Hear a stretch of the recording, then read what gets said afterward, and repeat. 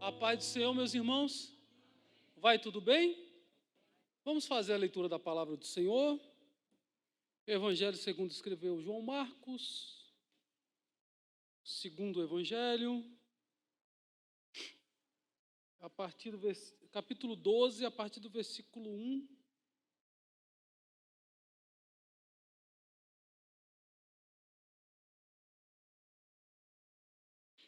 Vamos ler até o versículo 8.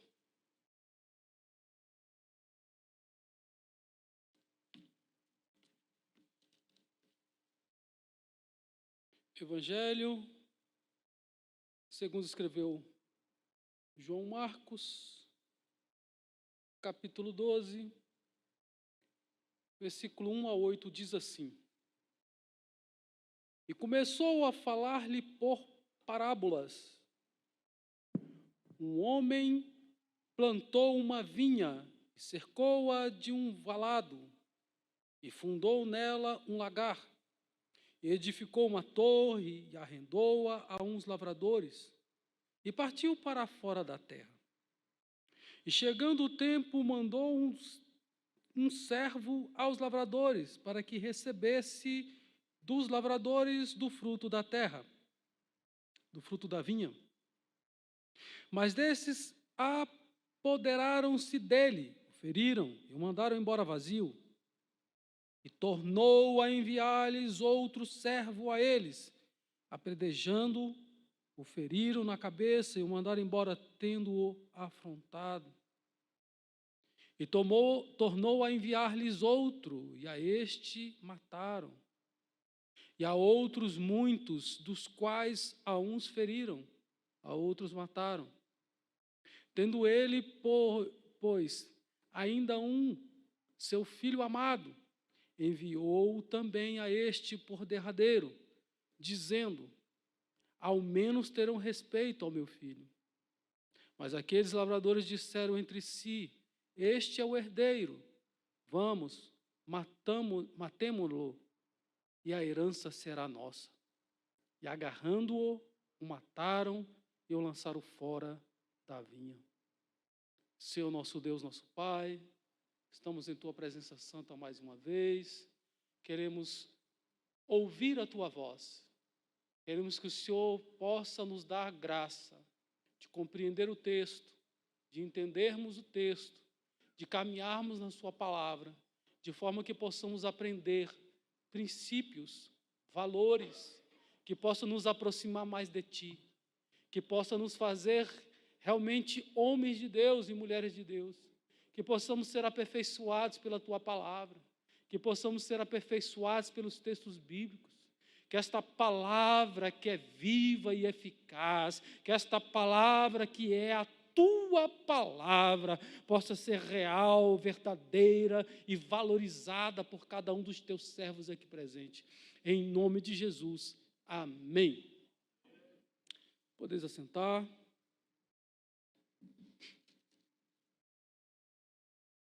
Nós estamos ministrando sobre a última semana de Jesus na terra.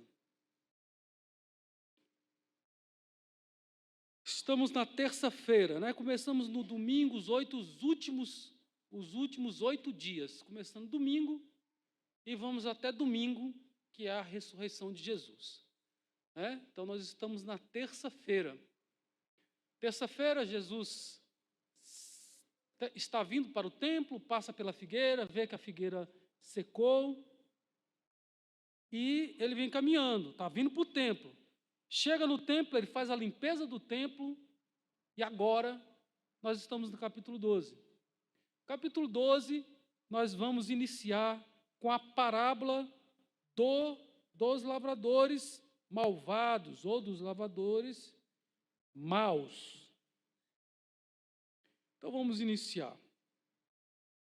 Primeiro versículo, começou a falar-lhe por parábolas. Um homem plantou uma vinha e cercou-a de um valado e fundou-a nela um lugar e edificou uma torre e arrendou-a a uns lavradores e partiu para fora da terra. Mateus 21, 33 vai dizer que ele ausentou-se. Então, aqui está dizendo, partiu para fora da terra. Então, ele ausentou-se desta terra, ou às vezes até deste país. E chegou o tempo, Mateus 21, versículo 24, também vai dizer que ele partiu, chegando o tempo, mandou um servo aos lavradores. Que tempo? O tempo dos frutos. Lucas, capítulo 20, versículo 9, vai dizer que ele ficou lá, distante, por muito tempo. Então, ele ausentou-se, ele saiu para fora e ficou por muito tempo longe daquele lugar. Os comentários vão dizer o seguinte, que pelo menos, no mínimo, 5 anos para que a vinha pudesse ser plantada e cuidada, para que ela pudesse vir a produzir frutos de maneira que virasse comercial. Os frutos, às vezes, que poderia acontecer antes, não era uma carga suficiente para que os lavradores pudessem obter o seu próprio fruto, o seu próprio lucro, e o dono da fazenda. Então, o dono, ele dá tempo suficiente para que ocorra a produção de frutos e ele possa receber também a sua parte nesses frutos. Amém? Aí o versículo 2, nós começamos a ler, né?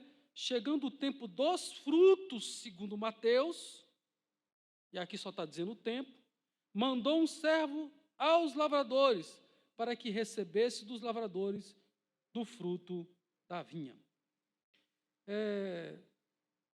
Eu escrevi hoje aí uma mensagem, e eu queria passar um pouco aqui nesta mensagem, falando sobre as lições, ou aquilo que a parábola dos lavradores maus revelam para mim e para você. Quais são as lições? Eu coloquei aqui. Em primeiro lugar, o cuidado que Deus tem com o seu povo. Isaías, capítulo 5, versículo 1 ao 7, vai ter uma história ali sobre a vinha, sobre mais ou menos igual a esse texto, parecido com esse texto. Olha só como é que está descrito lá. Agora cantarei ao meu amado o cântico do meu querido a respeito da sua vinha. O meu amado tem uma vinha no outeiro fértil. Então, a terra que foi plantada a vinha era uma terra boa, e cercou-a, e limpando-a das pedras, plantou-a de excelentes vides, e edificou no meio dela uma torre, e também construiu nela um lagar. São coisas que estão descritas nesta parábola que Jesus está falando. Possivelmente Jesus fez uma adaptação desta parábola de Isaías. Ele poderia estar citando Isaías. Na maioria do seu texto aqui, a gente vai observar coisas bem parecidas. E esperava que desse uvas boas, porém, deu uvas bravas. Agora, pois, os moradores de Jerusalém e homens de Judá, julgai, vos peço entre mim e a minha vinha. Que mais se podia fazer à minha vinha que eu não tenha feito? Porque esperando eu que desse uvas boas, veio a dar uvas bravas? Agora, pois, farei saber o que hei de fazer à minha vinha. Tirarei a sua sebe para que sirva de pasto. Derrubarei a sua parede para que seja pisada e a tornarei um deserto. Pois será podada não será podada nem cavada, porém crescerão nela sarças, espinheiros, e as nuvens darei ordem que não derrame chuva sobre ela.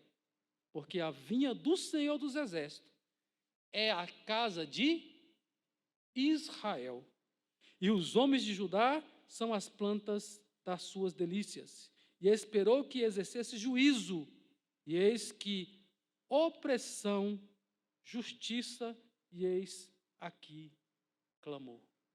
Amém? A gente não é idêntica, não é igual, mas é bem semelhante a esta parábola, principalmente a primeira parte.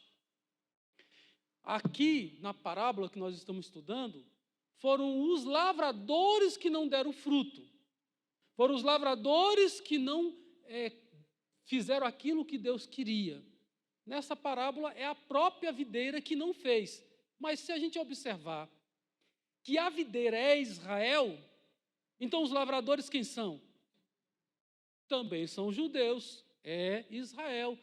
Só que os lavradores maus são os escribas, os fariseus, é a liderança da igreja, são aqueles que estão cuidando do templo, que tinham uma responsabilidade de cuidar da obra do Senhor, de fazer a obra de Deus, mas eles não fizeram.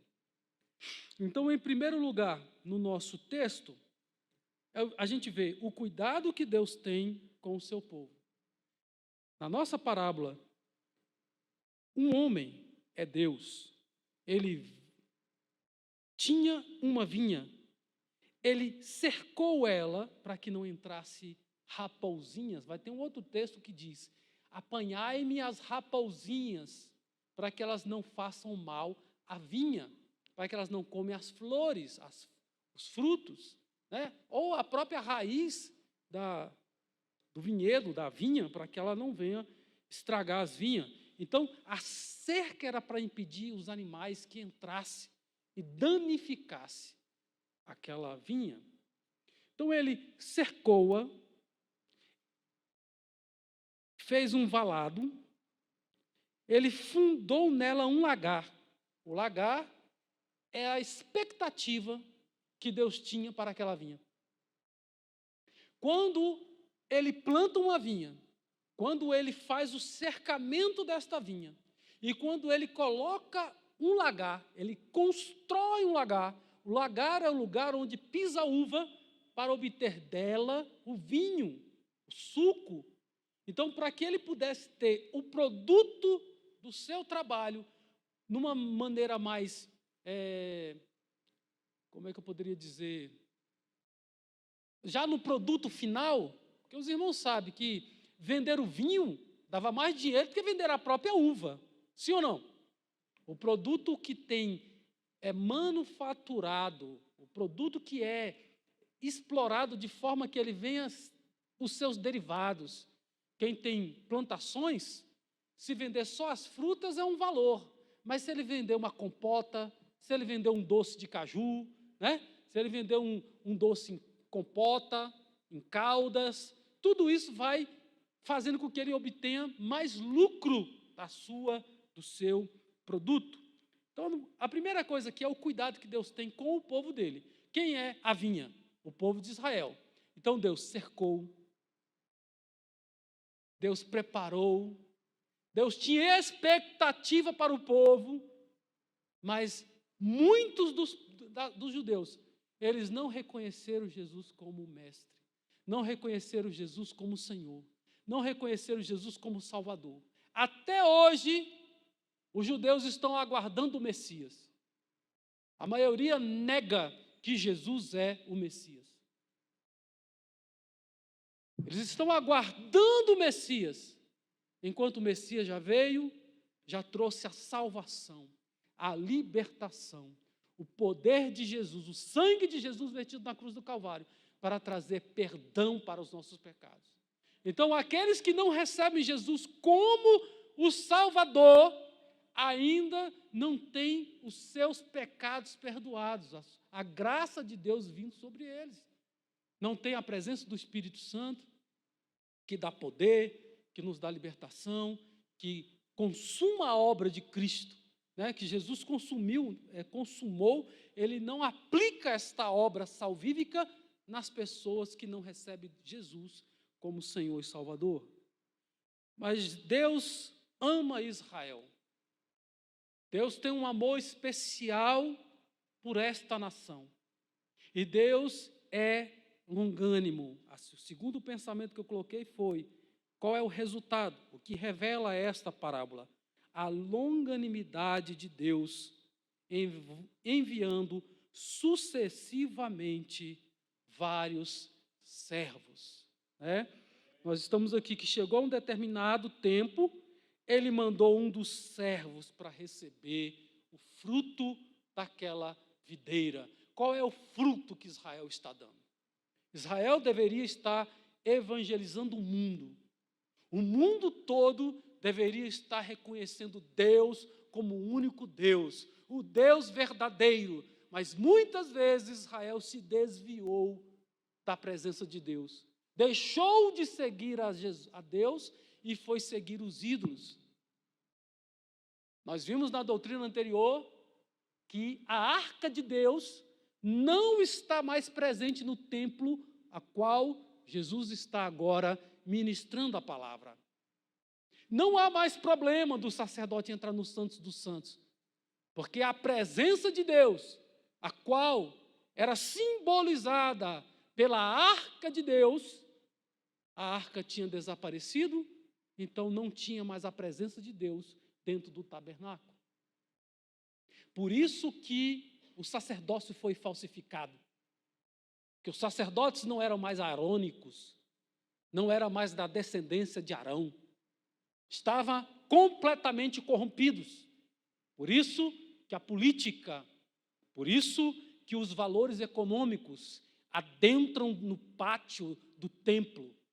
A preocupação em lucros, na troca do escâmbio, da troca do câmbio da moeda, para comprar os sacrifícios. A coisa estava um pouco confusa e Jesus faz essa limpeza exatamente por causa dessa corrupção. Então nós vemos aqui a longevidade de Cristo, a longanimidade do Senhor, do nosso Deus. Aqui, no versículo 3, mas estes, apoderando-se dele, Lucas, capítulo 20, versículo 10, vai dizer, espancando-o. E aqui no texto vai dizer, o feriram e o mandaram embora vazio. Então o profeta veio, porque esses servos que estão sendo figurados aqui, como aquele que foi enviado, depois outro, depois vários, eles representam os profetas. Os profetas na Bíblia Sagrada. A gente sabe que os patriarcas tiveram revelação de Deus. O próprio anjo vinha falar com Abraão, Jacó teve encontro com o anjo. Eles tiveram revelações. Mas nós sabemos que o primeiro que exerce o cargo, o ofício de profeta, foi Moisés. Moisés, ele tem esse atributo, ele tem este cargo de ser profeta, esse chamado. Ele recebia a revelação, Deus falava com ele cara a cara, face a face, e ele recebia a revelação de Deus e passava para o povo, porque o profeta é aquele que deve ter comunhão com Deus, vida de oração, vida de leitura da palavra do Senhor, ter um relacionamento com Deus de uma maneira profunda, em que ele se afasta do pecado para viver para Deus. Ele não se preocupa com a opinião do homem, mas com aquilo que Deus fala com ele. Então, Moisés é o primeiro que exerce esse cargo como profeta de Deus. Além de ser profeta, Moisés também cumpre com a questão do sacerdócio. Ele representa o povo diante de Deus. Ele vai na presença de Deus, Deus se revela na nuvem, no fogo, Deus fala com Moisés através da sua vontade, Moisés escuta a voz de Deus. Uma outra atributo ou atribuição de Moisés a gente poderia dizer que ele, embora não foi coroado rei, ele era como um rei, ou como um juiz que julgava Israel. Ele sentava e julgava as causas, né? Mas o comentário que eu li hoje colocava ele como rei. Mas fazendo uma análise e observando mais algumas coisas, a gente fazendo leitura e lembrando do Êxodo ali no deserto, já a gente vai vendo a aplicação da lei, essa recepção, todo o formato da religião foi formatada por Moisés. Como adorar, como oferecer sacrifício, como oferecer ofertas, as festas, tudo Deus revelou, até a própria forma do tabernáculo, dos utensílios colocados dentro do tabernáculo para Moisés, que depois se tornaram objetos do culto dos judeus.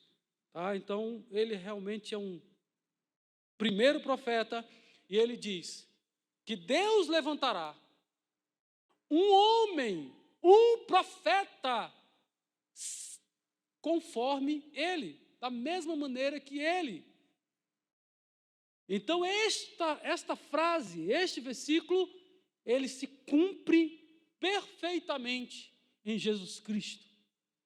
Amém? Que também era profeta. Jesus profetizou a destruição do templo. Jesus falou sobre várias coisas que ainda não aconteceram. A volta, o dia da sua volta, as coisas que iam acontecer no final do tempo. Então, Jesus, ele é profeta, louvado seja o nome do Senhor. A palavra do Senhor diz que ele é o sumo sacerdote. A palavra de Deus diz que ele é rei. Rei dos reis, louvado seja o nome do Senhor.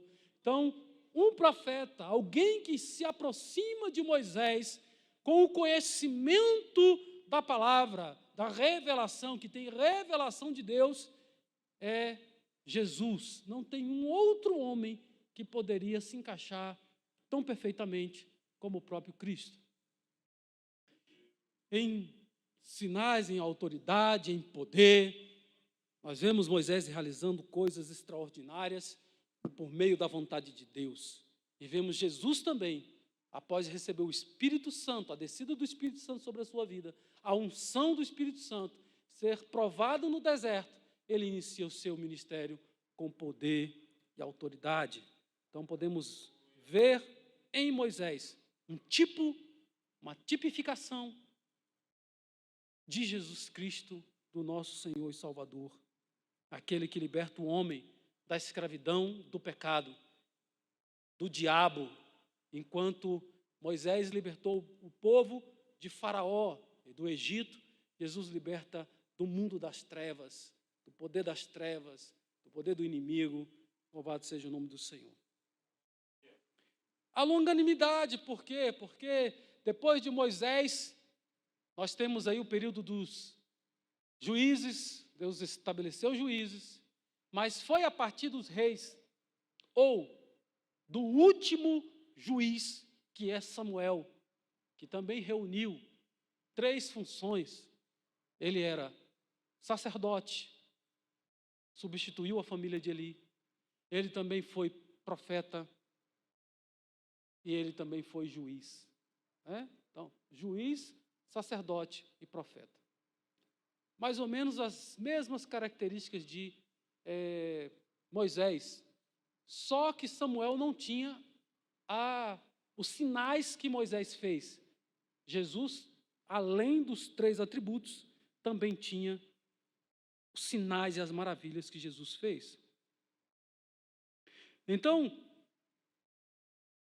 eu estou falando de Samuel por quê? Porque Samuel é o último juiz, e é profeta, e ele unge 2 reis, dos 3 reis que reinaram no reino unido. Saul, Davi e Salomão estão reinando sobre todo Israel. A partir de Roboão, os reinos são divididos em 2, reino do norte, reino do sul. Mas em cada reino, em cada rei, Deus levantava profetas. E o que eles fizeram com os profetas? A uns espancaram, a outros mataram, a outros decapitaram. Isaías foi cerrado ao meio. Vários profetas foram aprisionados. Jeremias era aprisionado, jogado dentro do poço, depois tirado. Então houve perseguição. Deus enviava o profeta para trazer uma mensagem de renovo, de volta para Deus. Mas as pessoas não queriam ouvir a Deus e rejeitaram a palavra de Deus, rejeitaram seus profetas, mataram os profetas para não ouvir a voz de Deus. Mas Deus levantava outro, Deus levantava outro, Deus levantava outro, e os profetas falavam contra os reis, falavam contra os sacerdotes. Deus levantou homens de coragem. Nós temos os lavradores maus, que são opostos aos servos que são fiéis. Enquanto uns estão se apoderando da obra de Deus como se fossem deles, que é o terceiro, já é o quarto, né? A destruição dos lavradores maus é revelada nesta parábola, que eles serão destruídos, que se apoderaram das coisas de Deus, mas não ouviam os profetas e ainda rejeitaram um filho que o rei ou dono da terra vai mandar aqui. Eles quiseram se apoderar da herança, serem donos do culto, donos da igreja, donos do serviço, dos cargos, do dinheiro. Há muitos pastores que estão preocupados em qual é o valor dos dízimos e das ofertas, que estão preocupados o quanto rende a igreja, para que eles possam aceitar ir para aquela igreja ou não. Uma das primeiras perguntas que muitos fazem: quanto rende aquela igreja? Quanto que rende? Para ver se eles podem ser pastor ou não. É difícil falar isso, sendo eu um pastor, mas eu creio que Deus ainda vai fazer. Vai tirar eu desta igreja e levar eu para outra menor, e eu vou continuar fazendo a obra de Deus de acordo com a sua vontade. Quero continuar servindo a Deus, não importa o tamanho da igreja, quero ser útil ao reino do Senhor. Fazer a obra de Deus com amor. Não fazer a obra de Deus simplesmente para mim mesmo, mas fazer a obra pensando naquilo que é mais precioso, na recompensa que vem de Deus e não na recompensa que vem de homens. Louvado seja o nome do Senhor. Então, nós vemos aqui dois grupos opostos. Um, que toda vez que chega alguém para entregar a mensagem, que vem exigir um comportamento diferente daquele que eles vêm tendo, eles matam, eles apedrejam, eles serram no meio, eles espancam, querem matar. Mas nós temos aqueles que sabem o que vai acontecer com eles, mas eles continuam fazendo a obra de Deus. Eles sabem que serão rejeitados, mas eles continuam pregando a palavra do Senhor. Quantas vezes, num evangelismo, num entregar um folheto na rua, muitos rejeitam o folheto que nós estamos entregando. Muitos não querem pegar. Muitos falam palavras desafiadoras, mas não se preocupem com isso, porque mais sofreu Jesus. Se a gente for para Hebreus, capítulo 11, a partir do versículo 36, falando dos homens de Deus, outros experimentaram escárnios e açoites, e até cadeias e prisões.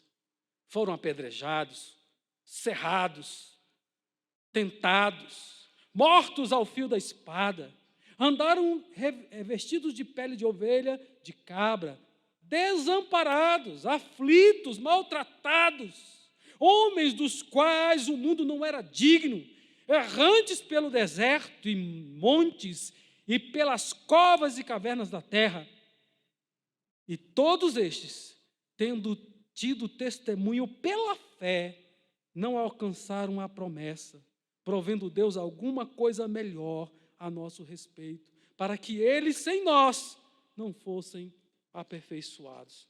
Louvado seja o nome do Senhor. Falando dos homens de Deus. E aqui a gente pode colocar os apóstolos. Todos os apóstolos foram assassinados, com exceção de João, que foi jogado na ilha de Patmos para morrer.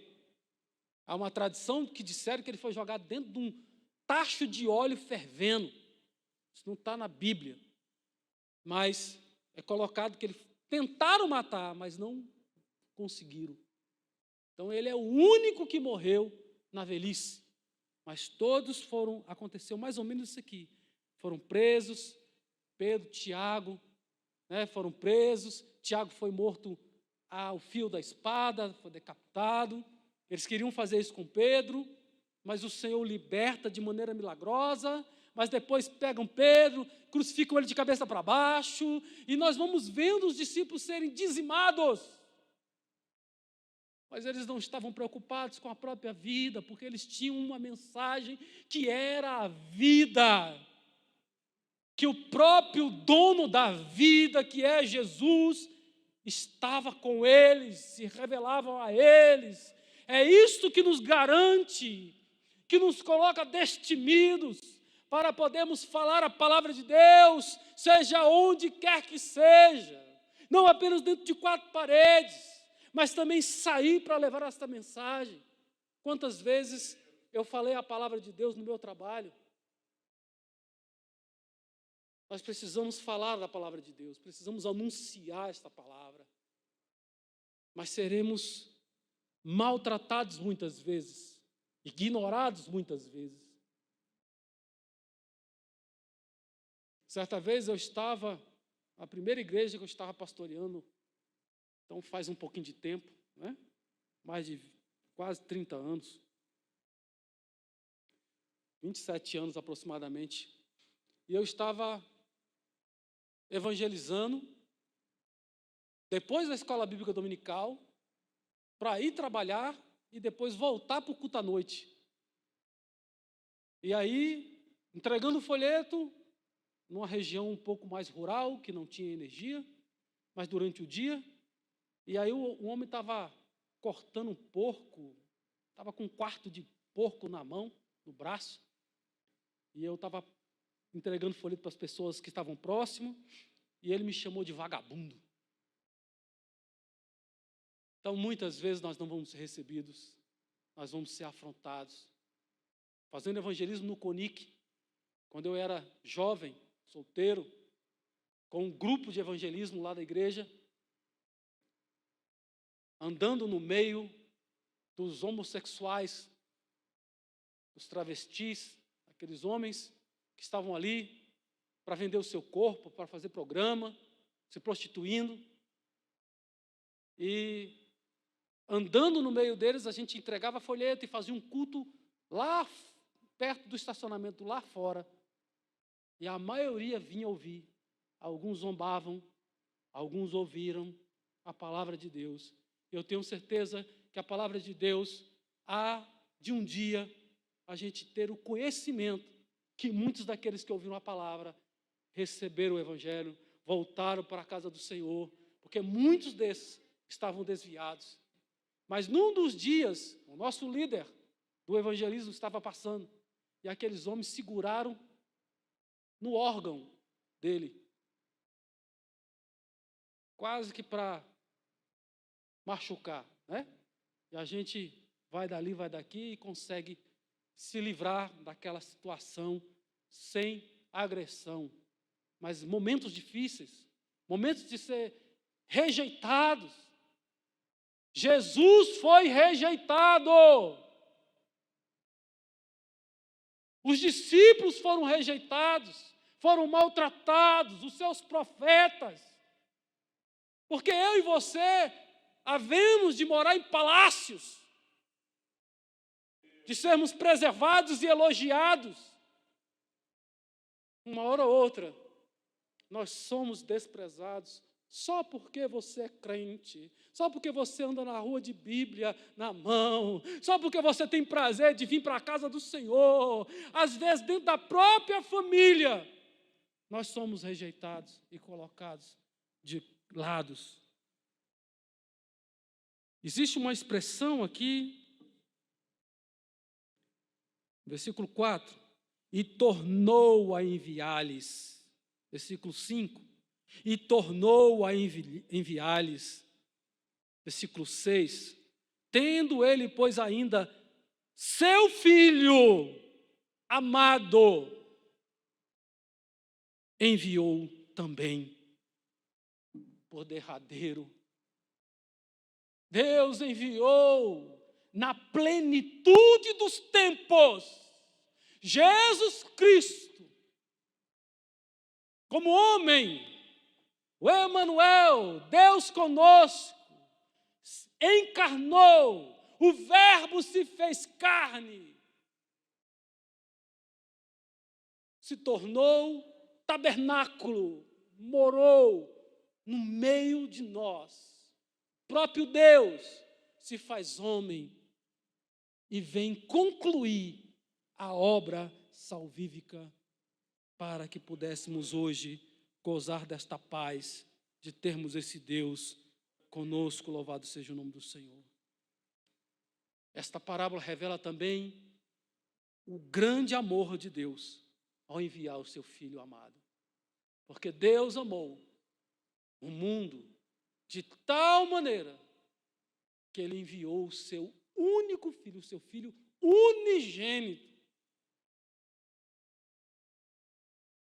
João capítulo 3, versículo 16, agora 17 e 18. Porque Deus enviou o seu Filho ao mundo, não para que condenasse o mundo, mas para que o mundo fosse salvo por ele. Quem crer nele não é condenado, mas quem não crê já está condenado, porque não crê no nome do Filho unigênito de Deus. Esse Filho amado, representado aqui nesta parábola, aponta para Jesus. Eu vou enviar o meu filho porque eles vão respeitar o meu filho, diz a parábola. Lá em Mateus 21, 37, diz que, por último, o livro de Mateus, ou é o de Lucas?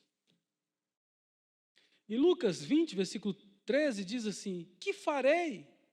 Mateus 21, 27 diz: por último eu enviei o filho, né? Mas o Lucas tem um texto interessante que está ausente da maioria, então 20, versículo 13. Ele faz uma pergunta.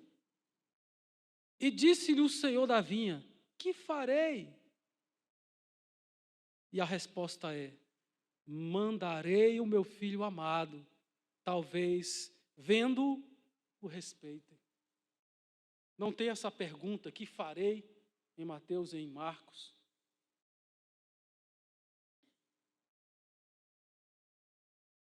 Outra observação é que ele envia e eles, quando não matam, quando só espancam, quando só apedrejam e deixam vivo, enviava eles vazio, sem resposta, sem o fruto ao qual Deus tinha deixado na responsabilidade deles aquela vinha. Quando eles viram, versículo 7, mas aqueles lavradores disseram entre si: este é o herdeiro, vamos, matemo-lo, e a herança será nossa. e agarraram-o, o mataram e o lançaram fora da vinha. Em Mateus, no capítulo 21, vai dizer que eles levaram ele para fora da vinha e mataram. Aqui está dizendo que eles mataram e levaram ele para fora, jogaram ele fora da vinha. Nós sabemos que Jesus foi surrado, açoitado, vituperado, humilhado, dentro dos muros ali praticamente, onde era o pretório, onde Pilatos julgava. E depois foi levado lá para fora da cidade, no monte chamado Caveira, e foi crucificado. Então, toda esta parábola, nessa adaptação que Jesus fez, se ele utilizou parte daquela parábola de Isaías, Jesus faz um contexto que aponta para a sua própria morte, que aponta para a sua crucificação, que aponta para os seus últimos dias na terra. Se a gente observar alguns textos para trás, em que os filhos de Zebedeu querem sentar um do lado do outro de Jesus, nós vemos que Jesus está o tempo todo dizendo: eu vou morrer, eu serei entregue, eu serei humilhado, eu serei vituperado. Vai acontecer, mas ao terceiro dia eu ressuscitarei. Jesus está falando da sua morte. Esta parábola é uma resposta à pergunta do final do capítulo 11. Com que autoridade o Senhor faz estas coisas? Jesus chama o batismo como uma resposta. O batismo de João era dos céus ou era dos homens? É uma continuação. Esta parábola, depois da pergunta que aqueles que perguntaram ficaram calados, disseram: nós não sabemos, eles mentiram, porque eles conjecturavam: se disser que é do céu, vai acontecer isso. Se a gente disser que é dos homens, vai acontecer isso. Então, eles tinham uma resposta, eles não quiseram, eles mentiram, nós não sabemos. E Jesus diz: eu não vou falar com que autoridade eu faço. Mas agora Jesus está usando uma parábola para dizer: eu sou filho de Deus. O meu Pai enviou profetas e vocês mataram, pedrejaram, surraram, espancaram. Não tem problema não. Vocês estão querendo fazer a mesma coisa comigo? Seu pensamento é isso, porque o pensamento deles no texto é esse. Eles queriam matar Jesus, mas tinham medo da multidão, não era de Deus.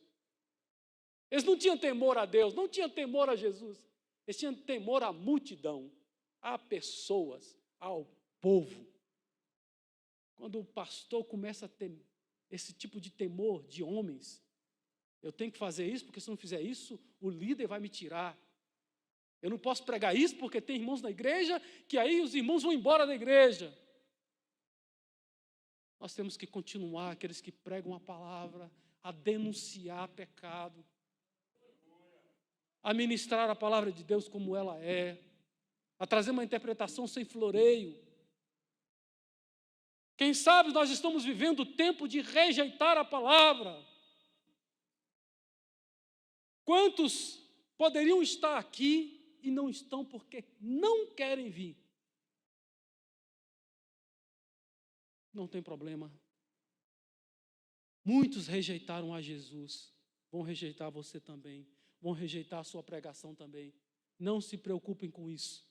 Continue pregando a palavra, continue adorando a Deus, continue fazendo a obra de Deus, porque Deus está anotando e vai ser o galardão que Ele vai nos dar.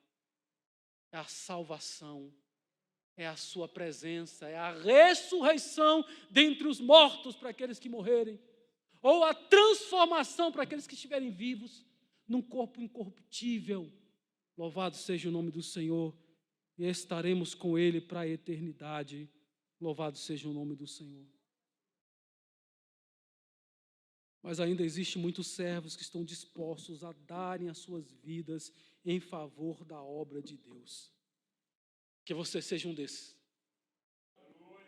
Irmãos, nós estamos vivendo um período de eleição, um período difícil, um período que a igreja deve orar, jejuar e fazer o seu papel de cidadão, ir lá e votar, de preferência naqueles que não são contra a igreja, que não são contra a família, que não são a favor do aborto, a favor das drogas.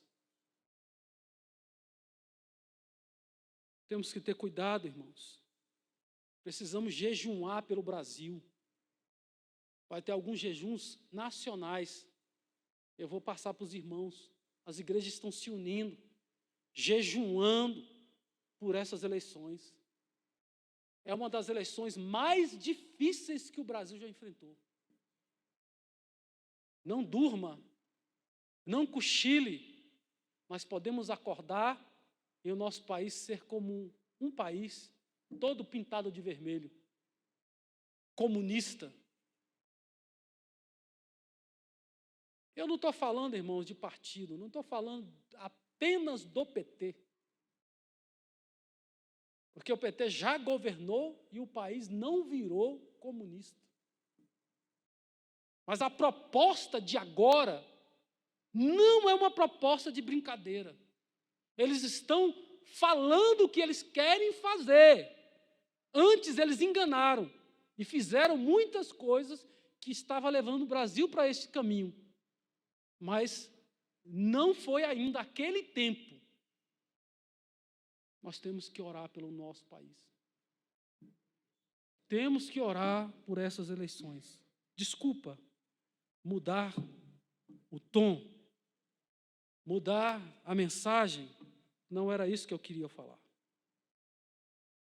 Voltemos ao texto.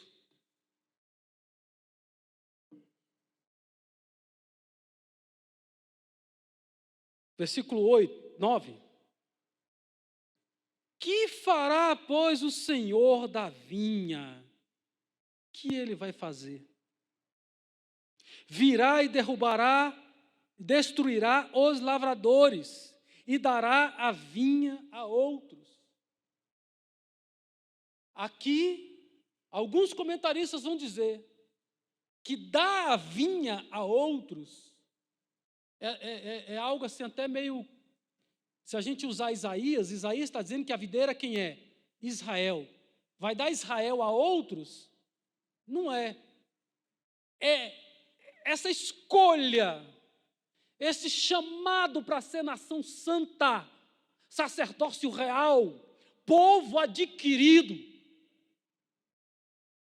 ser a igreja do Senhor na terra, a qual Jesus veio implantar, o reino de Deus nessa terra. Jesus fundou a igreja na terra, louvado seja o nome do Senhor. E a igreja que Jesus funda não é um povo, são gentios e Israel.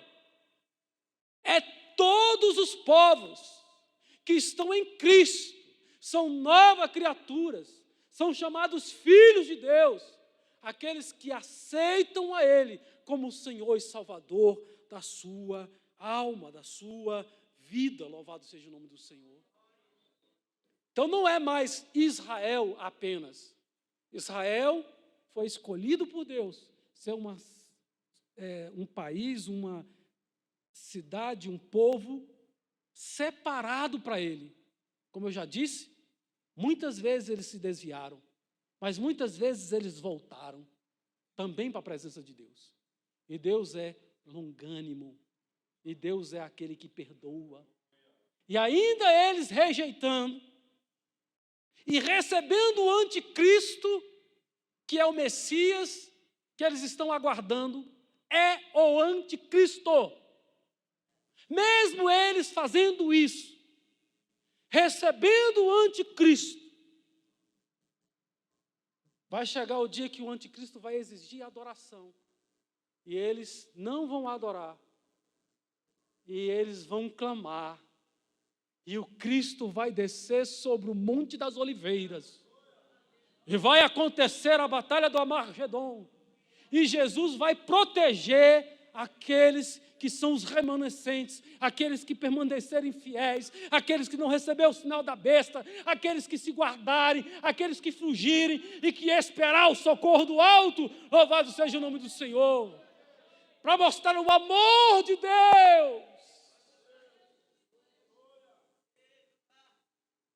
Deus está demonstrando também que ama você, que ama eu e você.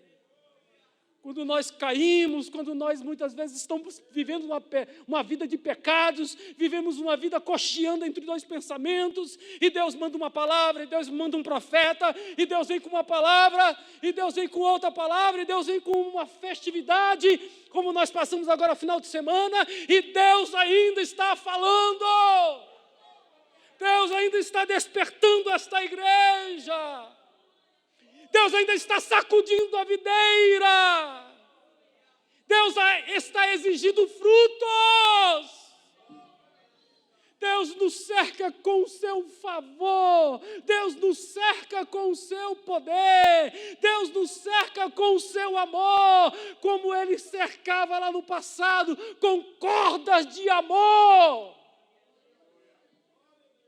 Oh, irmãos, quando eu me lembro do meu pecado, a primeira vez que eu saí da casa do Senhor, uma tristeza tão grande, porque você tem que refletir no dia que você caiu, no dia que você pecou, no dia que você estava na lama, e Deus teve misericórdia de você. Estamos hoje na casa do Senhor. Não podemos ter aparência de santidade, temos que ser realmente santificados pela leitura desta palavra, pelo valorizar a palavra de Deus, valorizar o culto da casa do Senhor, valorizar o nome santo de Deus.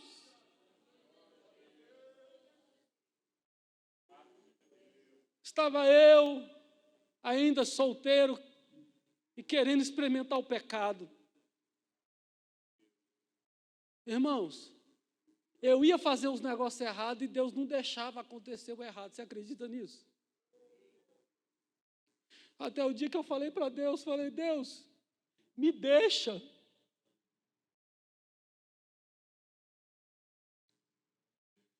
Deus cercando com amor.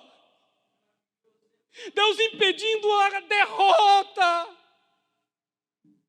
Eu falei, Deus, me deixa. E Deus permitiu eu ir para a lama. E só a misericórdia dele de poder ainda com tanto amor. Mesmo a gente querendo pecado, ele quer nos salvar. Precisamos dar um basta numa vida irregular diante de Deus. Numa vida de altos e baixos. Precisamos amar a esse Deus igual Ele nos ama.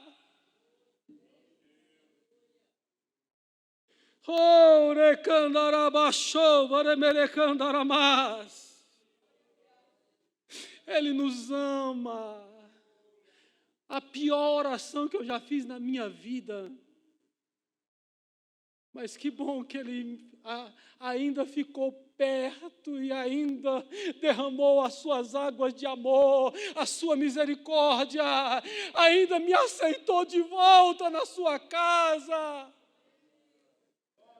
ainda me fez um pastor. Eu não mereço, mas a misericórdia dele me alcançou, me limpou, me lavou. Eu creio que ele liberta você também, a qualquer um que está vivendo numa vida de pecado. Ele é poderoso para quebrar o jugo da sua vida. Oh,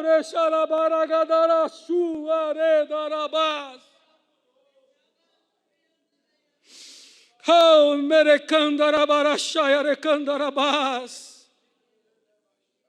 aqueles que forem infiéis, aqueles que estiverem na obra de Deus, mas labutarem contra, esses serão destruídos. Aqueles que não amarem a Deus, que não escolherem Deus, que escolheram o mundo, que escolheram a idolatria, que escolheram o sexo fácil, que escolheram o pecado, esse será destruído.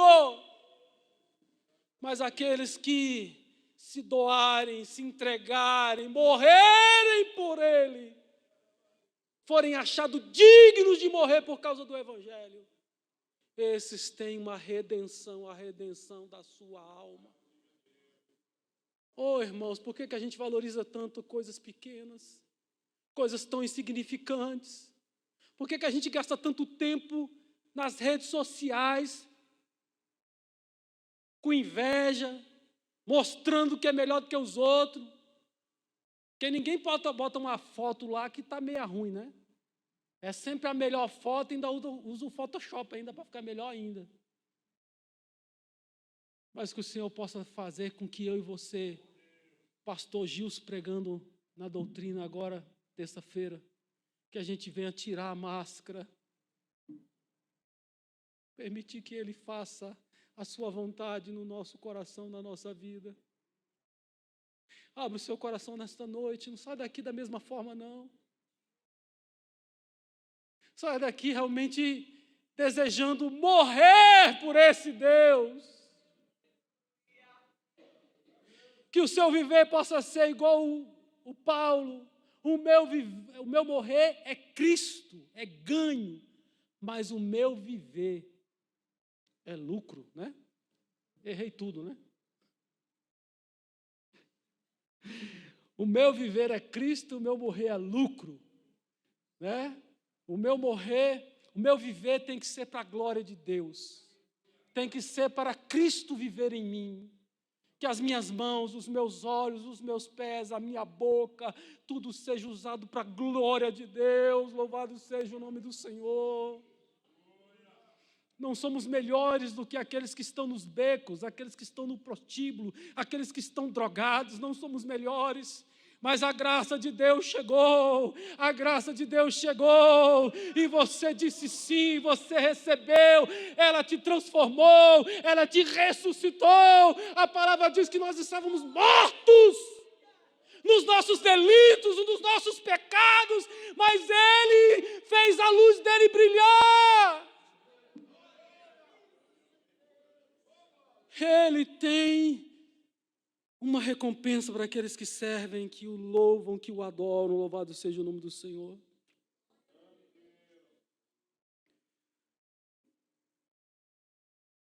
Ainda não lestes estas escrituras? A pedra que os edificadores rejeitaram, essa foi posta por cabeça de esquina. Isso foi feito pelo Senhor e é coisa maravilhosa aos nossos olhos. A pedra de esquina aponta para Cristo. Jesus é a pedra de esquina. Lá em Daniel nós vamos ver, naquela imagem da estátua, em que Daniel revela ao rei o significado, falando da cabeça que era Nabucodonosor, de ouro, e que depois dele vinha um outro reino menor em glória, era prata, e depois cobre, e depois ferro, misturado ao barro, mas de uma montanha, sem auxílio de mão, uma pedra é cortada, e ela é jogada no pé dessa estátua é esmiuçada, e esta pedra vira uma montanha. Esta pedra que Daniel fala de Jesus Cristo, que é a pedra que andava e seguia o povo no deserto, que a Bíblia vai dizer que a pedra que seguia o povo era Cristo. Essa pedra que foi rejeitada, Jesus foi rejeitada, mas Ele é a pedra de esquina, Ele é a base, Ele é o fundamento, Ele é a pedra que coloca em cima e que sustenta toda a construção, tanto a base quanto em cima. Ele é a pedra de esquina, louvado seja o nome do Senhor. A pedra que eles rejeitaram. Jesus ainda diz que a pedra vai cair sobre alguns e vai esmagar, vai esfarelar. Não há quem possa resistir a esta pedra. Ou nos rendemos a Ele, ou somos contra Ele. Todas as vezes que eu digo sim ao pecado, eu estou sendo contra Deus, rebelde contra Deus, porque todo pecado é rebelião contra Deus.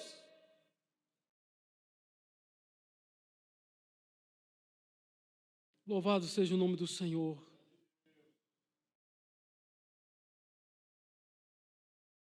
Foi Deus que fez isso. A própria rejeição estava no projeto de Deus, para que toda a humanidade pudesse ser salva por este nome. Ao nome que é digno de toda honra, de toda glória, Jesus Cristo, que é o nome sobre todo nome, não há um nome maior do que o nome de Jesus. Jesus, o Senhor, o Salvador, a Ele todo joelho um dia se dobrará.